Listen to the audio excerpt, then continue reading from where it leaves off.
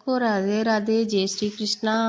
आज कार्तिक महात्म्य का 8वां अध्याय का अध्ययन करेंगे। कार्तिक मास के उद्यापन की विधि। आज इस अध्याय में कार्तिक मास में जो उद्यापन होता है उसकी विधि के बारे में बताया गया है। तो नारद जी बोले, हे राजन, अब मैं कार्तिक के व्रत की संक्षेप में उद्यापन विधि सुनाता हूँ। व्रत पूरा होने के फल मिलने और भगवान विष्णु की प्रसन्नता के लिए कार्तिक शुक्ल चतुर्दशी को उद्यापन करें।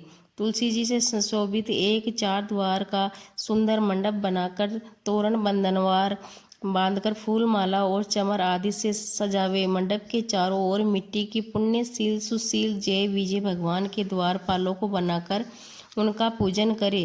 फिर तुलसा के चारों ओर अनेक रंगों से सुशोभित सर्वतोभद्र चक्र बनावे। उसके ऊपर पंचरत्न नारियल रखकर एक सुंदर कलश स्थापित करे। इसके बाद वहां शंख चक्र गदाधारी पीताम्बर से युक्त लक्ष्मी सहित विष्णु भगवान की स्थापना करके पूजन करे। वर्ती पुरुष ब्रह्मा आदि देवता और इंद्रादि लोकपालों का मंगल हेतु पूजन करे।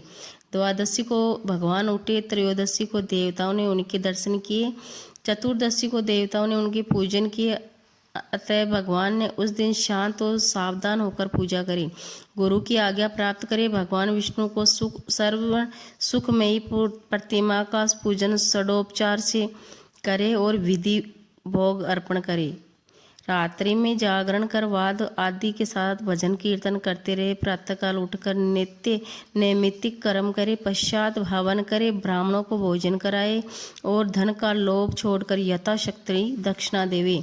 जो विधि पूर्वक इस बैकुंठ चतुर्दशी का व्रत करता है वह इसके व्रत के मात्र से बैकुंठ धाम को पाता है। इस बैकुंठ चतुर्दशी के महात्म्य को देवता और शेष जी 100 वर्ष में भी नहीं कह सकते। जो प्राणी भगवान चक्रपाणि के जागरण से भक्तिपूर्वक आंगन में गायन और नृत्य करते हैं उसके जन्मांतर के पाप नाश हो जाते हैं और उनको सहस्त्र गांवों के दान करने का फल मिलता है। जो वासुदेव भगवान के सन्मुख भजन कीर्तन आदि करता है और जागरण करता है तथा उनकी लीलाओं के पाठ करता है, जागरण करते हैं और वैष्णव के मन को आनंद देता है, उसे पूर्ण मुक्ति मिल जाती है।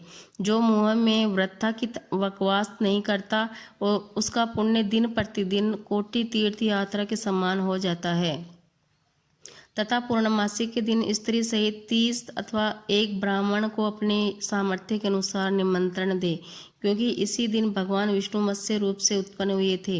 अतः इसी दिन को किया गया होम जप और दान अक्षय फल देने वाला है। अतः उनको प्रसन्न करने के लिए इस तिथि में उन ब्राह्मणों को खीर आदि अन्न का भोजन करावे। अतोदेव इन मंत्रों से तिल और खीर का हवन करे। तत्पश्चात ब्राह्मणों को यथाशक्ति दक्षिणा दे और नमस्कार करे। फिर विधि पूर्वक भगवान का पूजन करे। पश्चात देवताओं तुलसी और कपिला गाय का पूजन करे।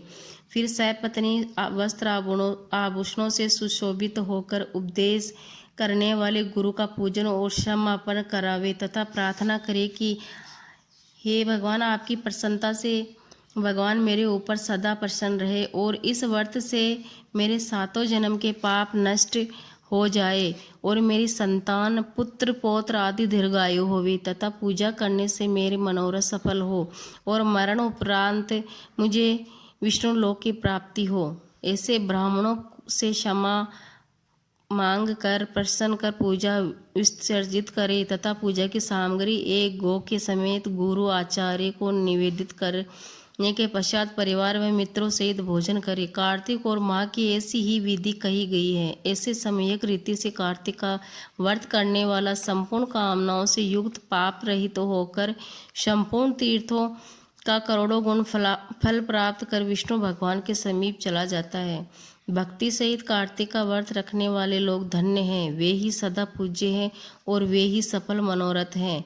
कार्तिक के उपवास के भय से देहस्थ सब पाप कांपने लगते हैं और कहते हैं कि अब हम कहाँ जाएं। ये व्रती के तेज से क्षीण होकर दूर भागते हैं। जो कार्तिक महात्म्य को भक्ति पूर्वक सुनते हैं, कहते हैं, वे पाप रहित हो उत्तम फल प्राप्त करते हैं। बोलो भगवान वासुदेव की जय। 4 भुजाधारी भगवान की जय। कार्तिक के ठाकुर की जय। सबको राधे राधे।